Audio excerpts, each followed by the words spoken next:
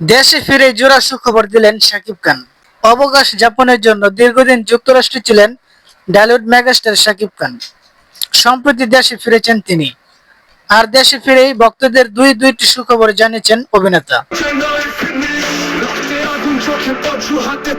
শনিবার 27 সেপ্টেম্বর রাতে বড় ছেলে আব্রাহাম খান জয়ের জন্মদিনের দিন একটি সুখবর দেন শাকিব। সামাজিক যোগাযোগ মাধ্যম ফেসবুকে একটি ছবি আপলোড করেন। ক্যাপশনে লেখেন, এখানেই তোমাদের সবার নতুন স্বপ্ন, নতুন যাত্রা আর অপরন্ত ভালোবাসা। নায়কের এমন পোস্টের পর ধারণা করা হচ্ছে দেশপ্রেম ও অ্যাকশন নির্ভর গল্প সোলজার সিনেমার সুখবর দিয়েছেন শাকিব। এই সিনেমায় শাকিবের লুক কি হবে সে বিষয়ে ভক্তদের আগাম ইঙ্গিত দিয়েছেন। এই সুখবরের পর রোববার 28 সেপ্টেম্বর দুপুরে ফেসবুকে আরও একটি ছবি আপলোড করেন শাকিব খান। ছবিতে দেখা যায় নায়কের হাতে বিশেষ সম্মাননা পুরস্কার।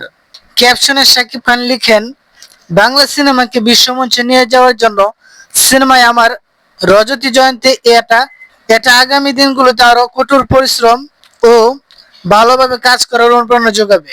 শাকিব খান আরো বলেন, আমার প্রিয় দর্শকদের প্রতি অপরন্ত ভালোবাসা, আপনাদের সমর্থন ছাড়া কিছুই সম্ভব হতো না।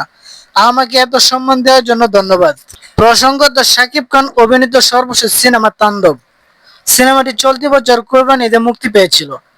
অভিনেতার আপকামিং সিনেমার মধ্যে রয়েছে Prince once upon A time in Dhaka এবং সোলজার। বন্ধুগণ, ভিডিওটি ভালো লাগলে একটা লাইক দিয়ে দিবেন আর মুভি নিয়ে আপডেট নিউজ পেতে আমাদের এই চ্যানেলটিকে সাবস্ক্রাইব করতে কিন্তু ভুলবেন না। ধন্যবাদ। আসসালামু আলাইকুম।